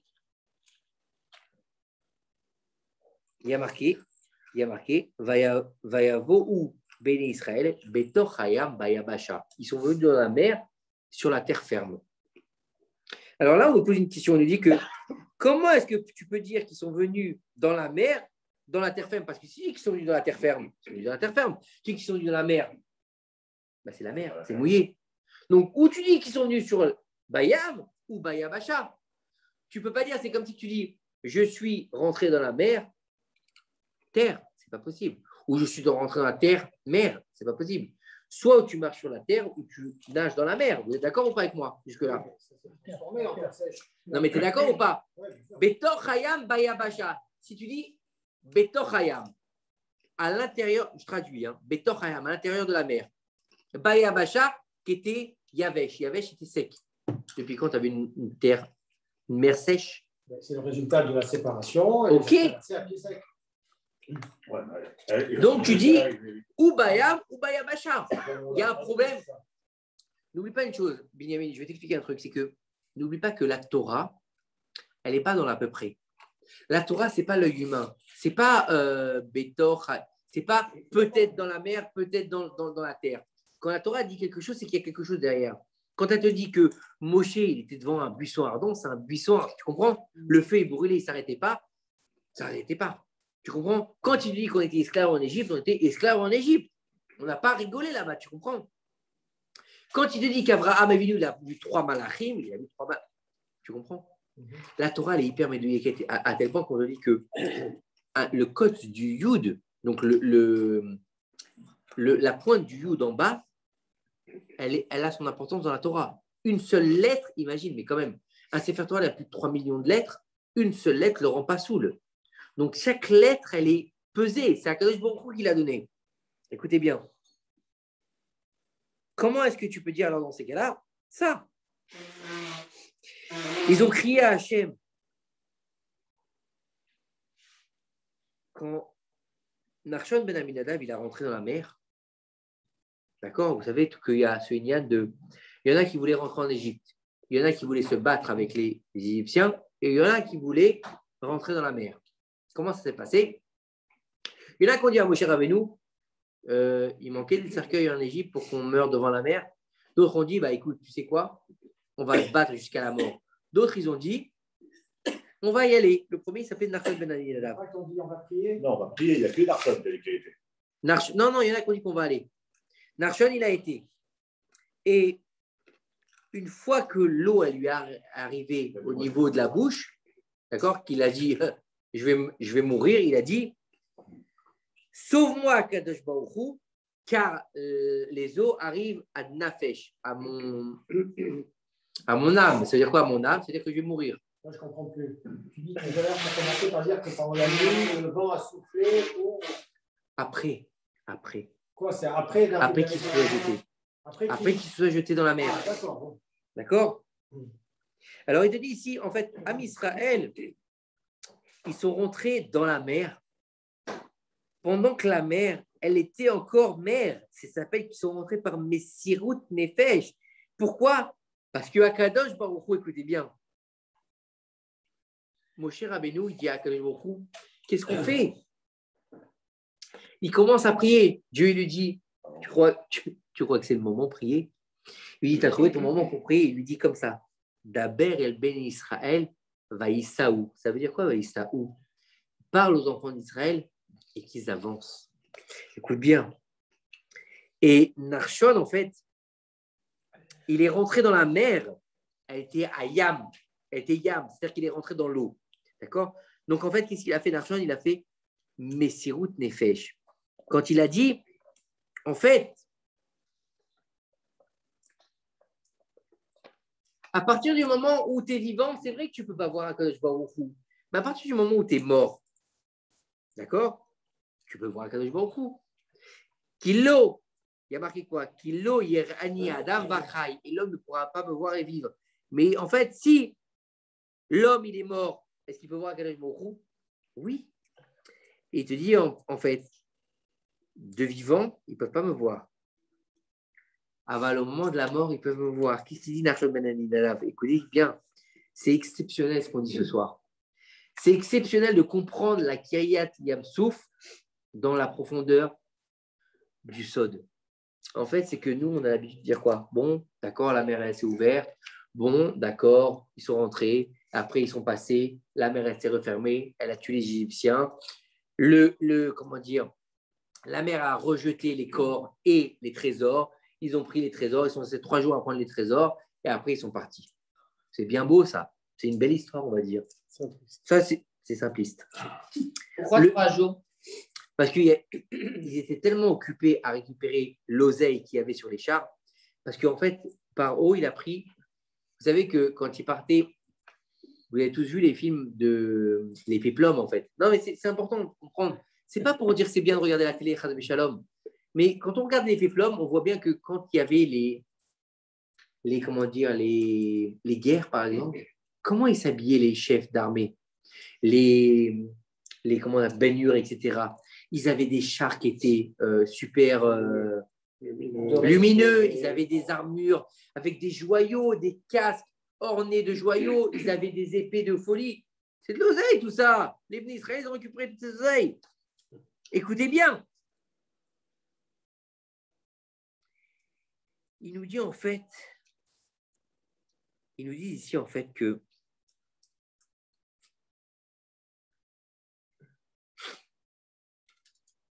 au moment où la terre elle s'est ouverte, la mer elle s'est ouverte, pardon, le Ham Israël, ils ont été recouverts par la mer. Betor Ayam, ça veut dire qu'en fait ils ont été cachés par la mer. Et en fait, ils ont réussi à se hausser à un niveau où leur nefesh, il les a quittés. Donc en fait, ils sont morts. En fait, qu'est-ce qui s'est passé? Ils ont en fait perdu leur nefesh. Quand ils sont rentrés dans la mer, Betor Hayam. Quand tu rentres dans la mer, si tu es un être humain, tu ne peux pas vivre sur la mer. D'accord? Puisqu'il y a eu une séparation au moment de la création du monde, après la faute originelle qui s'est passée. La mer, elle a été à un niveau où tu ne peux pas vivre dans la mer. Où est-ce qu'on peut vivre? Sur la terre. Un homme qui vit dans la mer, combien de temps il peut vivre? 20 minutes, 25 minutes, une demi-heure, combien de temps? Le meilleur des plongeurs, combien de temps? 25 minutes. Le meilleur du type qui fait de l'apnée, combien de temps il peut vivre dans la mer? Allez, on lui donne une demi-heure. Allez, on l'a fait là, une demi-heure. C'est Pessah, on lui donne une demi-heure. Bon, après une demi-heure, qu'est-ce qu'il fait? Qu'est-ce qui se passe après une demi-heure? Il meurt ou pas après une demi-heure? Il meurt. Donc, tu peux pas être dans la mer. Il te dit en fait que à partir du moment où ils sont rentrés dans la mer, ils ont mérité de se coller à Kadosh Baruch Hu. Et en fait, une fois en fait, Kilo Yerani Adam Bachai, en fait, ils ont réussi à transcender leur âme. Donc leur âme, elle a pris le dessus. À partir du moment où tu es leur âme, qui, comme il a dit Narshon, l'eau, elle est arrivée jusqu'au mon âme. L'âme, elle l'a quitté. Donc la vie, elle l'a quitté. Donc en fait, l'âme, elle a pris le dessus. Est-ce que l'âme, elle peut voir Akadosh Baruch Hu? L'âme, elle est le niveau d'Akadosh Baruch Hu, puisqu'elle vient du niveau de Dieu, puisque c'est un Chelek Elokai Mal Mama. Donc si l'âme, elle est une partie de Dieu, écoute bien, Benjamin. L'âme, elle est une partie de Dieu. Elle est en rapport avec Akadosh Baruch Hu. Est-ce qu'elle peut voir Dieu? Oui ou non? Et oui.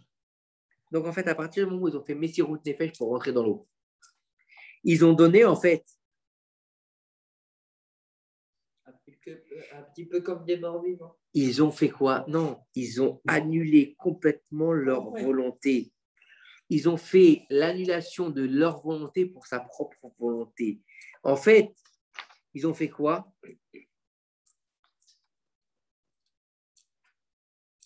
Ils ont le Nefesh, en fait, ils ont laissé le Nefesh prendre le dessus sur leur corps. Donc, à partir du moment où c'est le Nefesh, Messirut Nefesh, on dit bien Messirut Nefesh, à partir du moment où ils ont fait Messirut Nefesh, un don de soi, ils ont donné toute leur personne. Tout leur corps, il appartient à qui? À Kadosh Baruch Hu. Fais de nous ce que tu veux. Donc, le Nefesh, il prend le dessus sur le corps. Donc, la spiritualité, elle prend le dessus sur le niveau de la matérialité. Donc, à ce moment-là, ils sont considérés comme des âmes ou comme des corps? Ils sont considérés comme des âmes. Est-ce que l'âme, elle peut voir Akadosh Baruch Hu et vivre? Oui. Donc, c'est pour ça qu'ils ont été capables de voir Akadosh Baruch Hu. Tout le Ham Israël a été en Oui.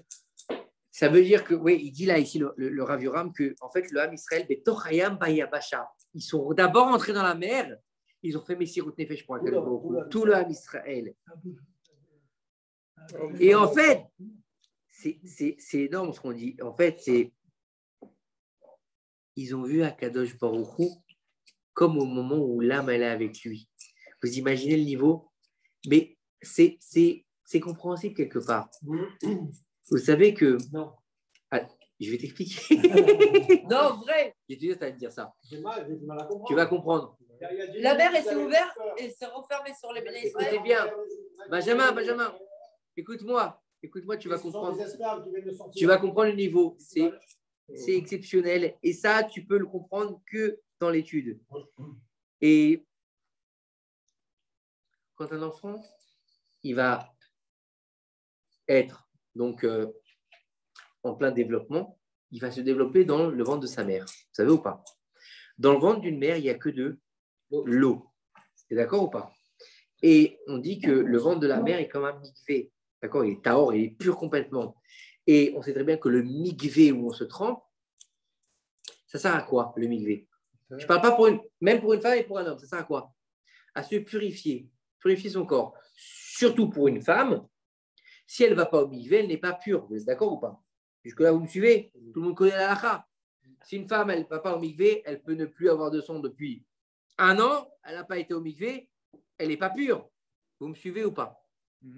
À partir du moment où elle va au mikvé, elle est pure. Pourquoi est-ce qu'elle est pure? Pourquoi? Qu'est-ce que ça veut dire l'eau? Rien dire. L'eau, ça l'a isolé, ça l'a complètement isolé du reste, en fait. Bria Khadasha. Non, Bria Khadasha, c'est une nouvelle création. C'est-à-dire qu'au moment où tu vas au mikvé, quand tu rentres dans les 40 CA de mikvé, donc mikvé Maïm, comme la terre a été recouverte au moment du déluge complètement d'eau, d'accord? Pourquoi elle a été recouverte d'eau complètement au déluge? Parce qu'il fallait la nettoyer complètement en profondeur, il fallait la purifier. La femme, qu'est-ce qu'elle fait quand elle va au mikvé? Elle se purifie. L'homme, quand il va au mikvé, qu'est-ce qu'il fait? Il se purifie. Vous êtes d'accord ou pas? Tu deviens une Bria Khadasha. Donc, à partir du moment où le Ham Israël il rentre dans la mer, Betor Ayam, qu'est-ce qu'il fait? Il se purifie. Donc, au moment où il se purifie, il arrive à quel niveau?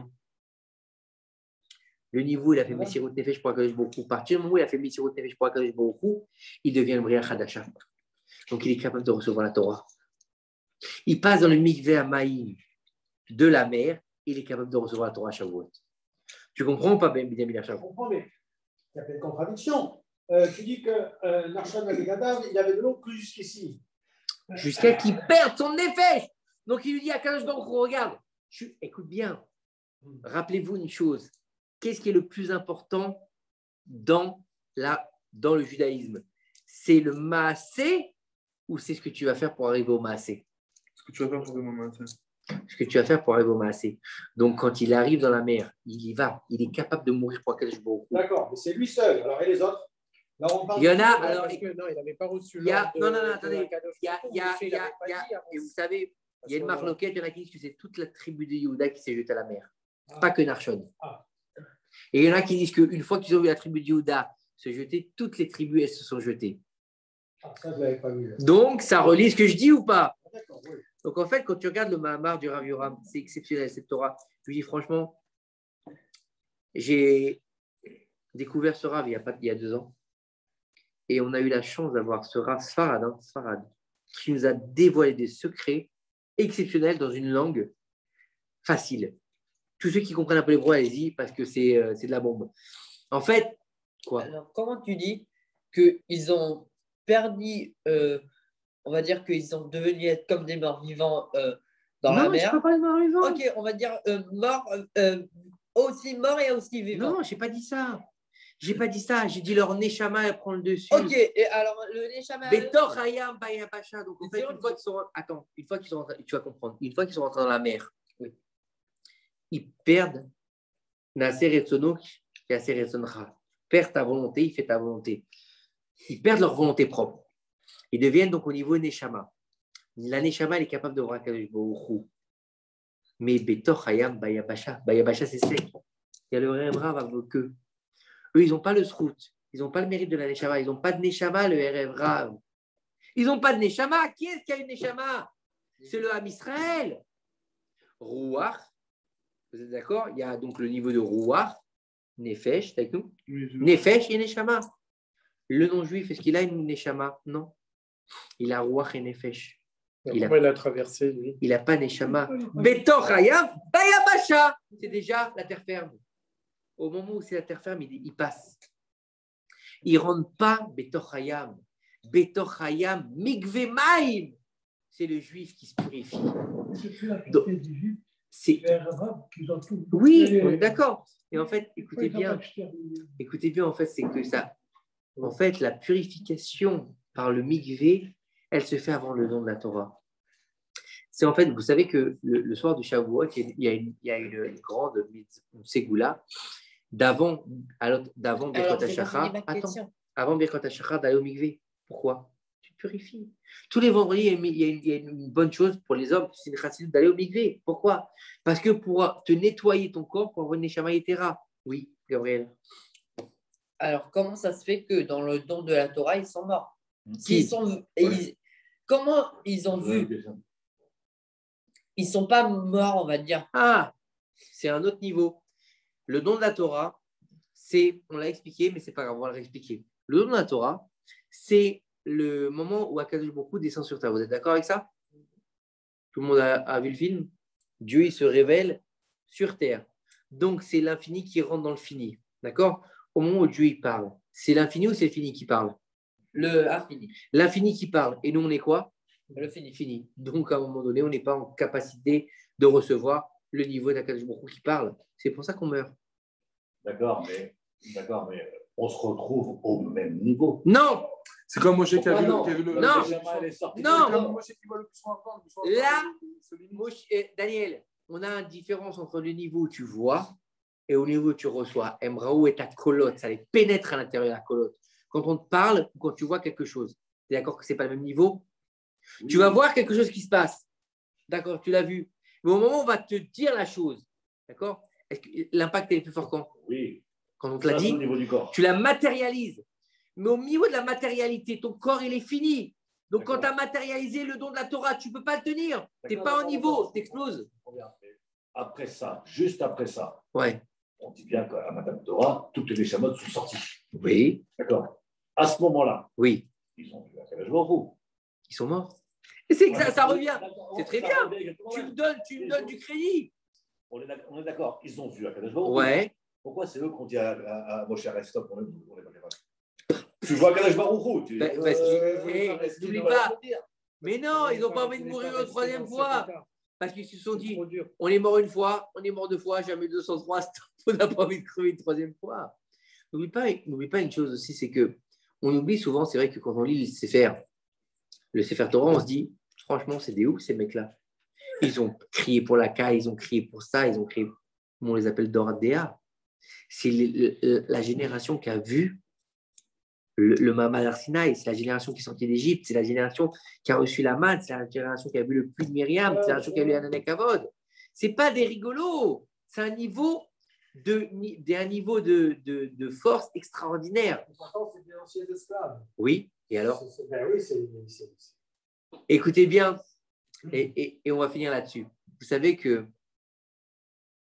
on explique que plus l'homme il est grand, plus son Yetzer il est grand.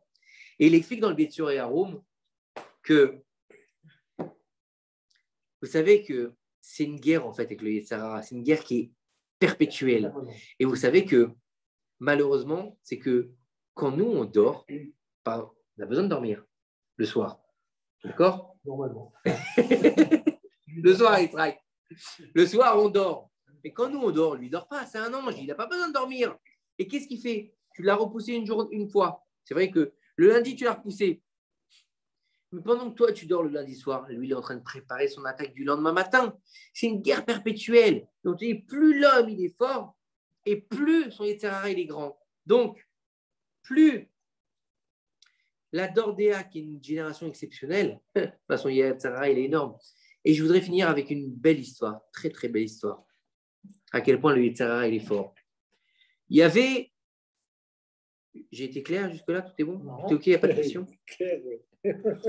Il y avait un couple qui vivait en Israël. Et pour X raisons, ils ont décidé de quitter Israël, aller en roule, aller aux États-Unis. Ils avaient 2 garçons, ce couple. C'est une histoire vraie. Hein. Je la connais. Tu la connais? Et, alors laisse-moi la raconter. Non, je ne la connais pas. Et ce couple-là, il s'installe aux États-Unis. Ils font du business, ça marche bien. Les enfants étaient petits encore quand ils ont quitté Israël. Les enfants grandissent, ils vont à l'école et puis on rentre à l'université. Et puis les parents, à un moment donné, Ramma, ça y est, stop. Ah, on en a marre de Chutz La'aretz, on va rentrer en Israël.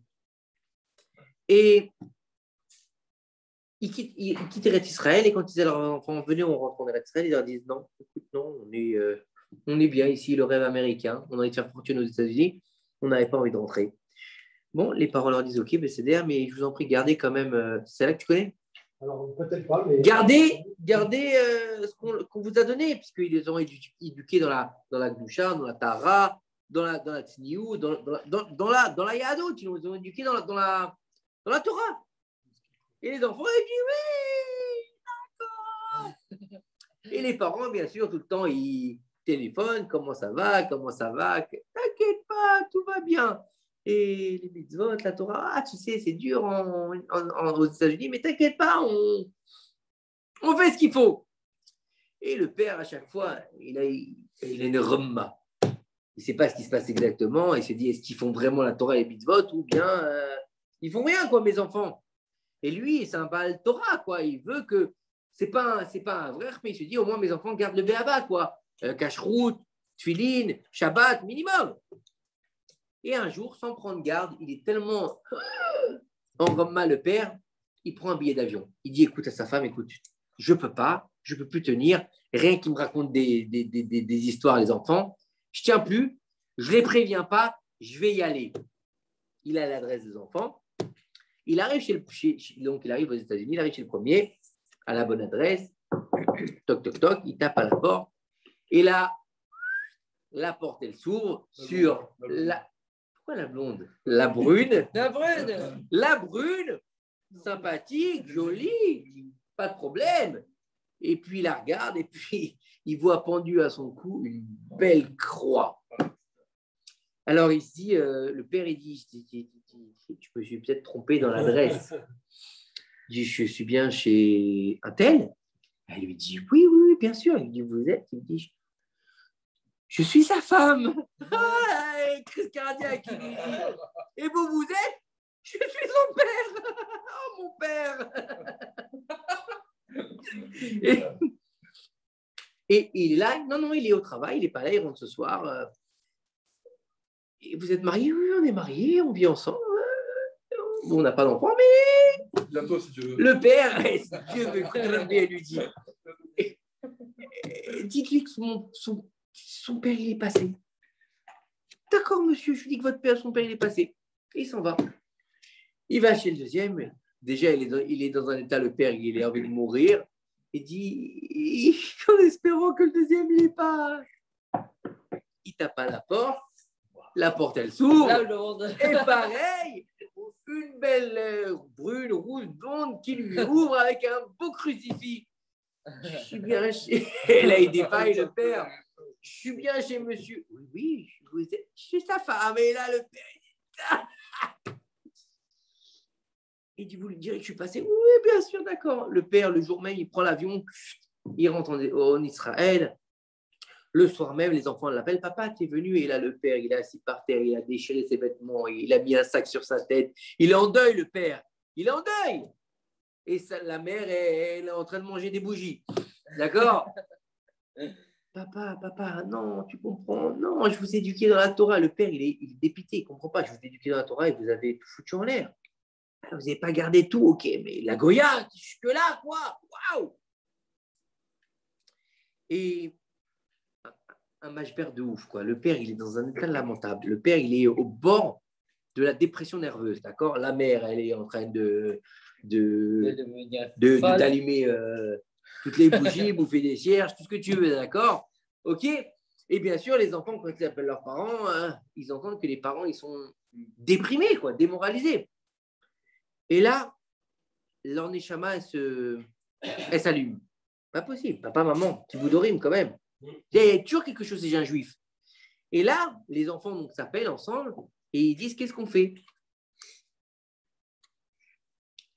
Et ils disent, bah, tu sais ce qu'on va faire? Viens, on va voir un rave. Et les deux enfants, d'accord, disent, on va aller voir le rave.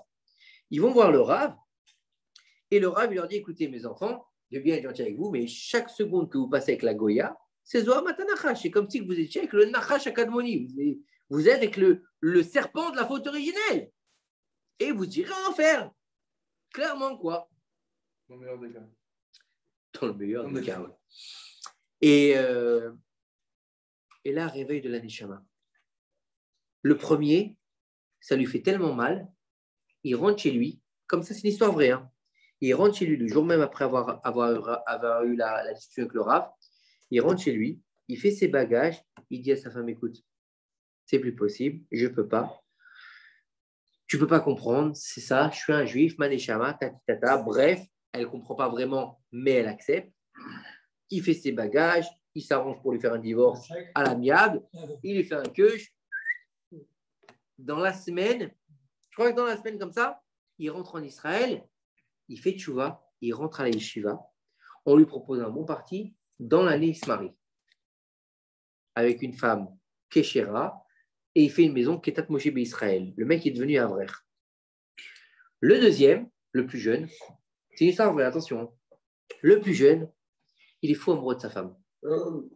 Et il sait que c'est pas bien. Et il met du temps, 1 mois, 2 mois. Il est dans un mashber pas possible. Il est tiraillé entre sa femme et sa famille et son judaïsme. Il est complètement déstabilisé. Et au bout de quelques mois, il réussit enfin à franchir le pas. Il quitte sa femme, mais il la quitte. C'est une smartout, le mec, quoi. Il est serpillière, le mec. D'accord? Il arrive en Israël, il rentre à la yeshiva parce qu'il veut faire tchouva. Tant bien que mal, il arrive à la yeshiva et il a du mal. Il fait tchouva, mais il a du mal à s'adapter. Et bien sûr, on lui propose des shidouchim. Et chaque shidouch, il lui trouve quelque chose. Et chaque shidouch, il compare avec son ex-femme. Quelques mois plus tard, il n'en peut plus. Il est en Roma, il va voir le Rosh Yeshiva et il lui dit je veux être honnête avec toi. J'y arrive pas. Il lui dit quoi? Il lui dit, voilà, tu connais mon histoire, j'étais marié aux États-Unis avec une non-juive, elle était parfaite, elle était comme ci, elle était comme ça, je suis encore amoureux d'elle. Et j'arrive pas à faire le vide, j'arrive pas à l'oublier. Et le Rosh Yeshiva, il regarde, il lui fait un grand sourire. C'était cette histoire ou pas, Binyamin? Non, c'est pas ça. Il lui dit, j'ai quelqu'un de parfait à te proposer. Il lui dit, tu m'as déjà fait le coup plusieurs fois, à chaque fois que tu me dis elle est parfaite, j'en veux pas. Il lui dit, celle-là, c'est une guillorette, elle s'est convertie, tu vas voir, elle va te plaire. Il dit, vas-y, on va voir. Il lui dit, voilà, tu as rendez-vous tel jour à telle heure avec cette fille-là. Elle s'appelle Sarah. Il dit, d'accord. Le type, il y va sans trop y croire. Il arrive là-bas au rendez-vous. Et puis là, il arrive, il voit sa femme. Il dit, qu'est-ce que c'est ça? Il dit, qu'est-ce que tu fais là? Elle lui dit, écoute, quand tu m'as quitté, j'ai compris que ta religion n'était pas une religion à proprement parler. J'ai compris que le judaïsme, ce n'était pas une religion. Ce n'est pas quelque chose où on faisait les choses. C'était vraiment un sacerdoce, quelque chose de fort, quelque chose de grandiose. Je suis allé à la bibliothèque municipale et j'ai commencé à me renseigner sur le judaïsme. J'ai vu que c'était quelque chose de différent de tout ce qu'on pouvait connaître, catholicisme, musulman, etc. J'ai vu que c'était vraiment différent. Je ne me suis pas suffi de ça, j'ai commencé à écouter des cours, j'étais voir un rabbin qui m'a expliqué les choses. Au moment où j'ai compris la grandeur du judaïsme et la grandeur en fait de ta teshuva, j'ai décidé de me convertir. Et comme je ne savais pas comment faire, je suis venu en Israël. Et de Katrina, je suis passé Sarah. Et il l'a épousée. Et comme de la... Il a le droit, aucun problème. Pourquoi il n'a pas le droit? Elle est juive maintenant, elle est convertie, elle est juive. Ce qui était avant, ça ne compte pas. Il n'y a pas de Gdusha, il n'y a pas de Kiddushin avec les non-juifs, tu sais ou pas? Il n'y a pas de Kiddushin. Donc il lui dit en fait, ce qu'il n'a pas eu le droit dans le péché, il a le droit dans la Gdusha. Il l'a épousée, ils se sont mariés, et ben, au prochain, ils ont fondé une foyer cachère. Et donc en fait, qu'est-ce qu'on peut voir de cette histoire? Que le Yetzer, à partir du moment où tu arrives à le casser, tu peux réussir à transcender et transformer en fait même le niveau le plus bas. Parce qu'en fait, il y a marqué que le Yetzirah, dans le Bethura, moi quand j'ai lu ça, il ne faut pas chercher à l'annuler, le Yetzirah. Il faut réussir à le vaincre, le maîtriser, le dompter. Parce que si tu le tues, d'accord, si tu tues ton Yetzirah, tu ne peux plus vivre. Pourquoi tu ne peux plus vivre? Tu ne peux plus manger. Tu ne peux plus manger. Tu ne peux plus avoir d'enfants. Tu ne peux plus boire. Tu ne peux plus faire un kiff avec une petite vodka parce que c'est la vodka qui te fait. C'est quoi? C'est ton âme animale qui dit bois une petite vodka, va avec ta femme. Tu as besoin de ton âme animale un minimum. Et tu n'as plus de Yetzirah, tu fais quoi? Tu viens.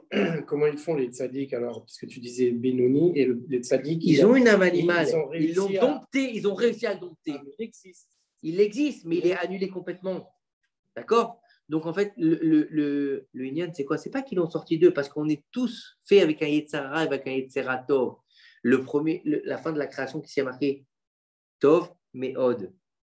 Nos sages nous disent que quand Dieu il a dit ça, Tov, Meod, dans la paracha Bereshit, Tov, c'est le Yetzer à Tov, et Meod, c'est le Yetzirah. Donc, on a besoin du Yetzirah. Mais ton Yetzirah, tu dois réussir à le dompter. Et tout le niveau de la Sfirata Omer et du début du Pessah, c'est de dompter son Yetzirah pour arriver au niveau de Malchut. Et la plus grande fer, c'est quoi? C'est quoi la plus grande fer? La plus grande fer céleste, c'est quoi? L'Atsilut. Arrive au niveau de l'Atsilut, c'est qui s'accavode. D'arriver à se trouver sous les pas d'Akadosh Baruch Hu.